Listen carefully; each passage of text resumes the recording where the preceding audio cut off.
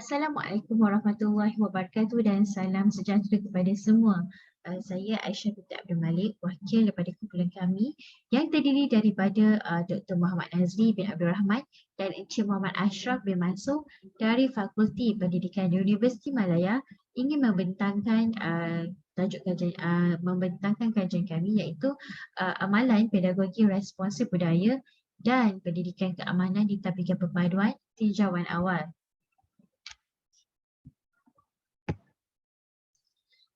Kita lihat daripada abstrak dia adalah pendidikan keamanan merujuk kepada usaha mendidik generasi hari ini ke arah keamanan dengan mengekalkan nilai perpaduan tanpa mengira ras, bangsa, agama dan nilai budaya.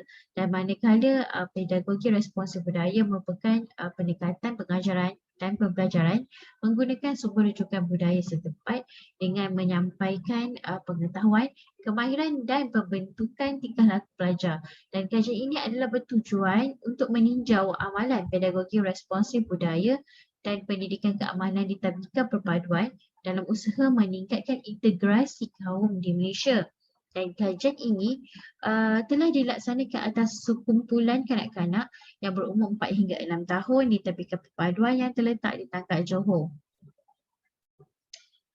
Dan dapatan kajian ini juga mencadangkan amalan pedagogi responsif budaya dan pendidikan keamanan diaplikasikan secara kreatif oleh guru dengan merentasi kurikulum khususnya kepada kanak-kanak berkepelbagaian budaya bagi meningkatkan semangat patriotisme dan perpaduan.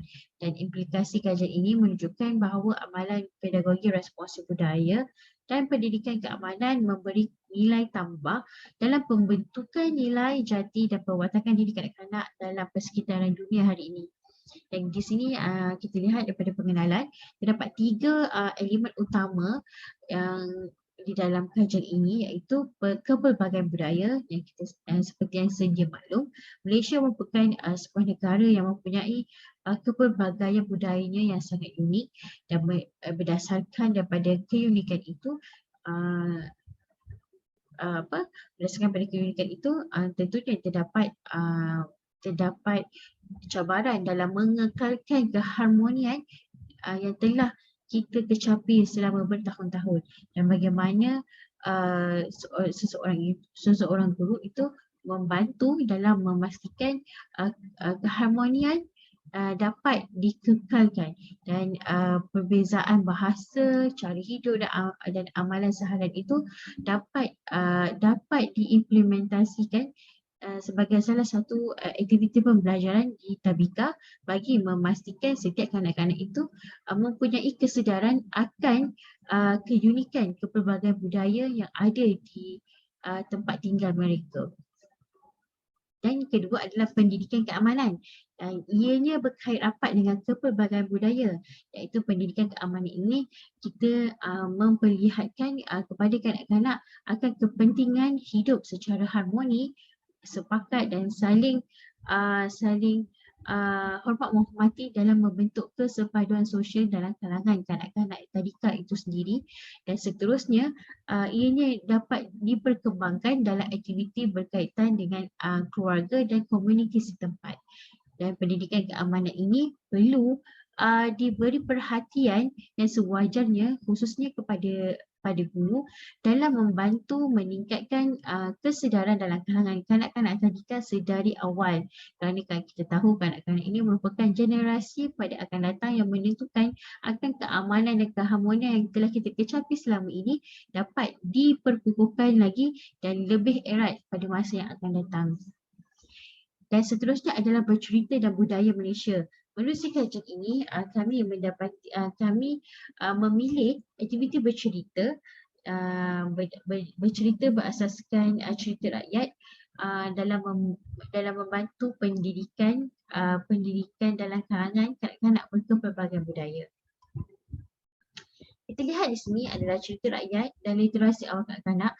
Menerusi cerita merupakan satu kaedah yang sering digunakan dalam setiap lapisan masyarakat untuk menerangkan atau menceritakan tentang sesuatu idea, konsep atau sejarah menggunakan teknik yang lebih menarik dan mudah difahami.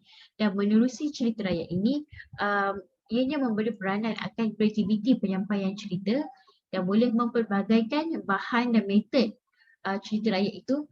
Misalnya menggunakan boneka, intonasi suara, pergerakan kreatif, menggunakan image yang lebih visual dan nyata bagi menarik perhatian kanak-kanak ke pelbagai budaya ini, khususnya kanak-kanak yang mempunyai masalah ataupun yang mempunyai pengalaman berbahasa selain daripada bahasa ibundanya.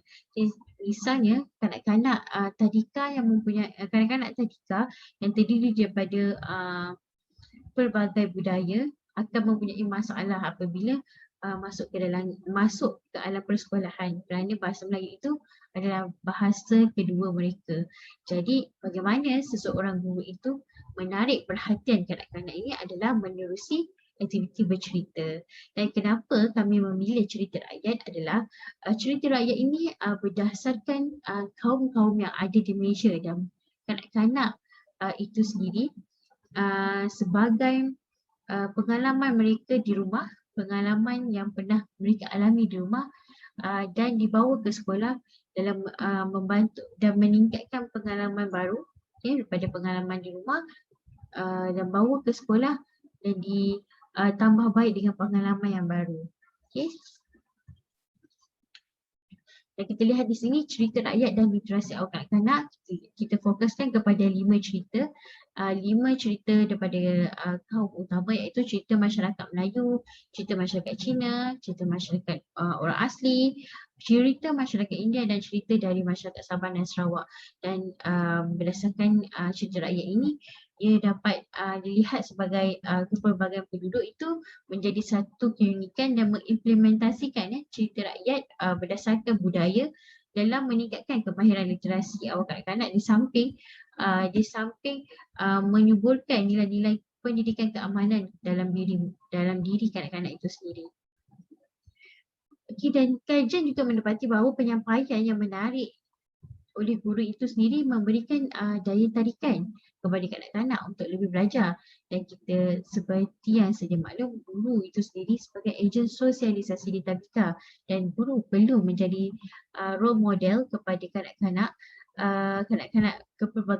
kepelbagaian budaya, bagaimana guru itu sendiri menerima kanak-kanak berkepelbagaian budaya, dan bagaimana guru itu sendiri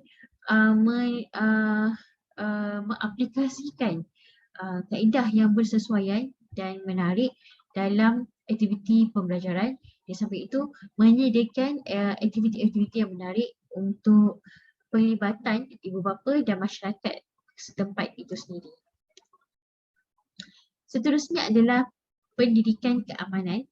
Okay, pendekatan pendidikan keamanan ini seiring dengan aspirasi Pelan Pembangunan Pendidikan Kementerian Pendidikan Malaysia PPPM 2013 hingga 2025, iaitu menyatakan perpaduan ini menjadi teras dalam sistem pendidikan yang menawarkan perkongsian pengalaman dan nilai kepada kanak-kanak itu sendiri dengan menghargai kepelbagaian.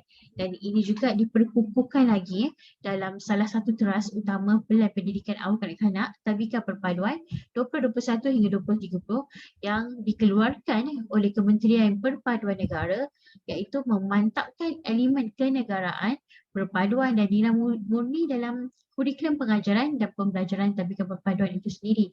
Oleh itu, bagi melestarikan elemen perpaduan dan menyuburkan pendidikan keamanan ini supaya ia berlangsung dengan jayanya, pelbagai inisiatif berkaitan bagi menyuburkan semangat dan nilai-nilai perpaduan dipupuk menerusi aktiviti PDPC, ya. Misalnya pembelajaran sivil dan kewarganegaraan yang diajar oleh guru sejak 2020 sehingga kini. Dan responsif budaya dan pendidikan keamanan yang kita lihat, pendidikan keamanan dalam kalangan kanak-kanak tadika dipertengahkan menerusi pelbagai kaedah yang mempunyai elemen santai, menyeronokkan dan kesindan, bersifat mawjud dan nyata bagi memastikan objektif pembelajaran dapat dicapai dengan efektif. Dan cerita rakyat juga merupakan aset yang tak ternilai, tidak ternilai di dalam sesebuah kaum itu. Dan cerita rakyat membawa mesej yang tertentu, dan pada zaman dahulu cerita-cerita rakyat ini adalah dijadikan sebagai satu hiburan yang berunsurkan hiburan, sindiran, nasihat dan panduan hidup. Dan jadi menerusi cerita rakyat ini dan kanak-kanak dapat mengaitkan pengalaman mereka di rumah dan bawa ke sekolah menerusi cerita rakyat yang diceritakan oleh guru itu.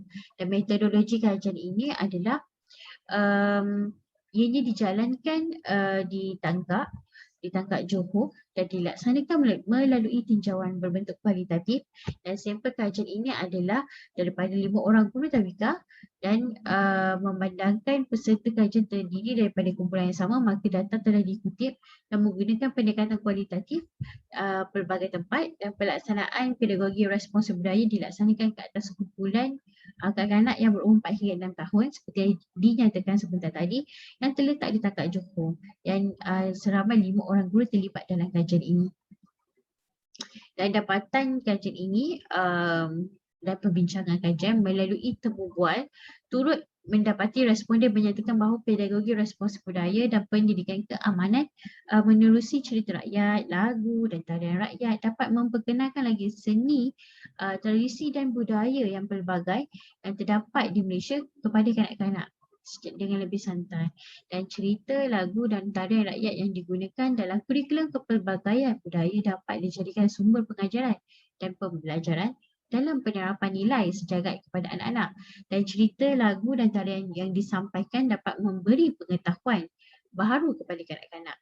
Dan kita lihat di sini berdasarkan dapatan daripada responden menyatakan mengikut cara saya sendiri untuk menyampaikan cerita rakyat, tarian dan lagu rakyat semasa mengajar.